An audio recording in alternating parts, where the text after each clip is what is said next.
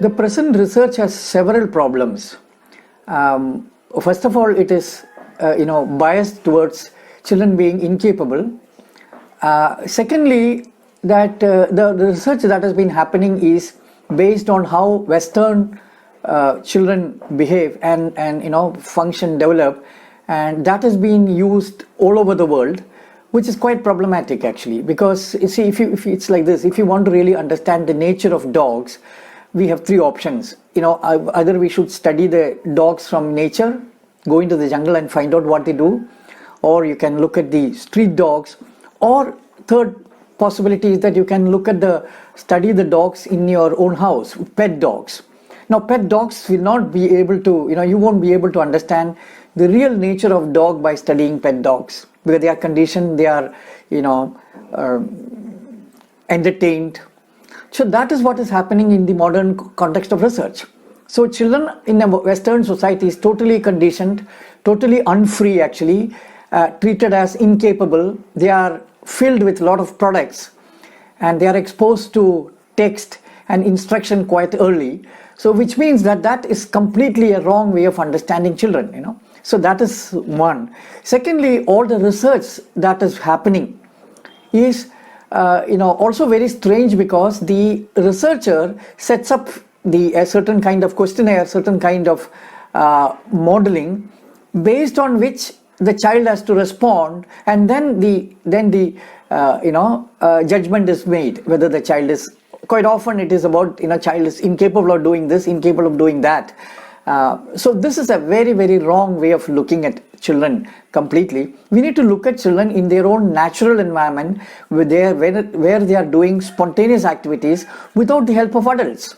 Now, all the non-literate communities, children are completely free and they do totally everything spontaneously without the help of adults, without the instruction of adults, where there is no teaching at all. So children are spontaneously doing things, and that is where we need to really study children to understand how capable they are, and then and also look at how does this capability come to existence. What is that condition that allows this to happen?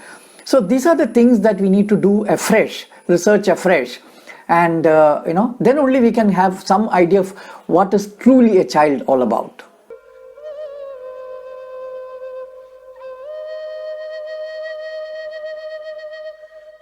Another real important problem is that modern researchers and modernity in general looks at children through categories that modernity has made, which is whether children are playing, they are working, they are learning, or they are doing art. All these are categories that the adult has made. Children don't belong to any of this category. They just do various activities, not fragmenting them into learning, playing, doing art and things like that. So, which also means that we are looking at children through these kind of categories, and naturally we are creating a lot of biases, misunderstanding about what children are doing, So this is another major issue that one needs to be careful when we want to really study children.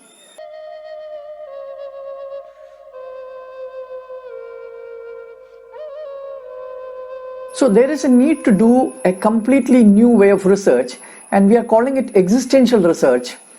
And primarily this is to address the biases, the very objective way of looking at children without any categories, without any frames, and which also means that the researcher has to be far more aware, attentive to himself or herself, because the basic study would be that how does the researcher become objective. So which also means that the researcher is the researchee, so by this process the researcher is able to see children totally afresh without any category.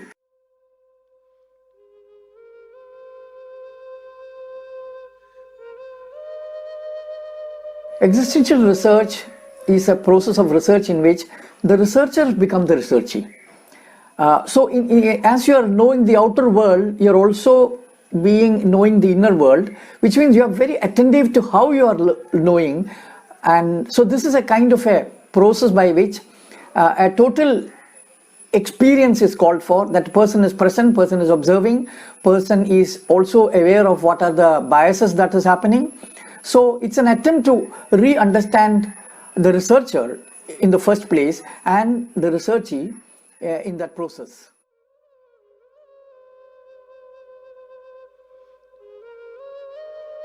So the areas of research in this is that, one, we need to understand what is the biological roots of learning, that how all living beings are learning and how we are also aligned to that same process, that we are biologically rooted, and how does that biology function in the process of cognition is something that we need to understand. Which, what I mean by this is the natural process of knowing, the direct process of knowing in which we are using our senses, we are autonomous, and we are creating knowledge of the world. In fact, we are recreating knowledge of the world because as a living being, that total life is already embedded in us. It's not something that we need to create, we need to discover. We are only rediscovering, recreating something that is already embedded in us. So that is a very, very important process that needs to be explored, and that can only be explored provided we are also exploring, we are also changing ourselves into that natural being. So which means that we are using our senses, we are not using reasoning and books and things like that, directly engaging with our own context and trying to understand. So this is one area that needs to be explored. The other area that needs to be explored is the cognitive crisis of modernity. How cognition has now rewired our cognitive structure, and what has really happened in the act of knowing, or actually the fragmentation of body and mind, the alienation from nature, alienation from life. All this needs to be explored because this is very evident from the fact that the modern people have turned against life. We have created environment which is anti-child, but of course we have created an illusion that we are doing everything good for the children. So we need to be very, very straight and very strict about the way we want to look at life in general. So these are two areas of research which has now further lots of areas that needs to look at. For example, what is language for? Is it a cognitive source or is it for communication? And how does a child learn language? So there are many such areas that needs to be explored, which of course once you visit our website you will get a clear idea about the nature of the process and the content of the research in general.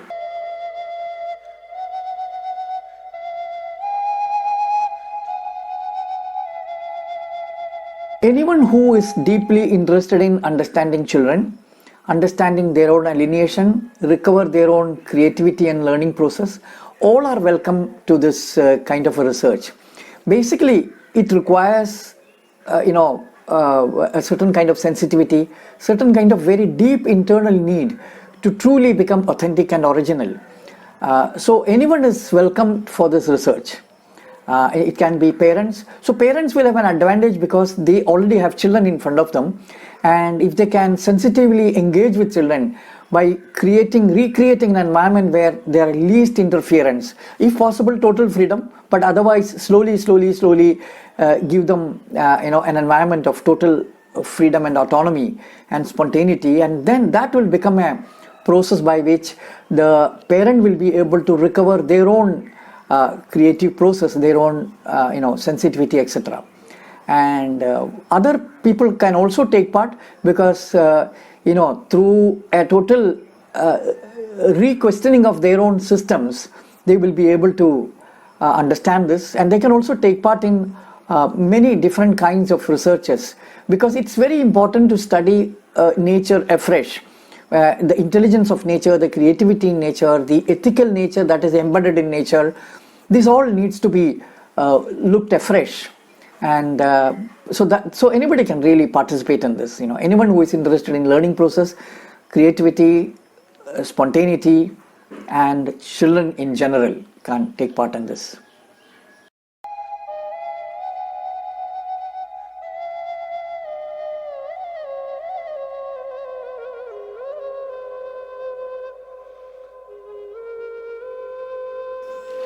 So the whatever research, the product, the end result of the research will be uploaded, it will be made available to the public in terms of a web-based platform, and anybody can participate, anybody can make use of it, but make use of it not to apply, not to turn it into a method, or not to create another formula, and there are no models. This is a modern Western understanding that there has to be a model to be applied, or a method to be applied. This is absolutely against the nature of life. Life is spontaneous, and so the purpose of this is to remind people that we are absolutely creative beings, we are spontaneous, we are alive, we are present, and children are always that. Yeah? So what we want to show the public is the examples of children's creativity, their spontaneity, their ability to be creative, and the fact that they are embedded with all the qualities that are required to live.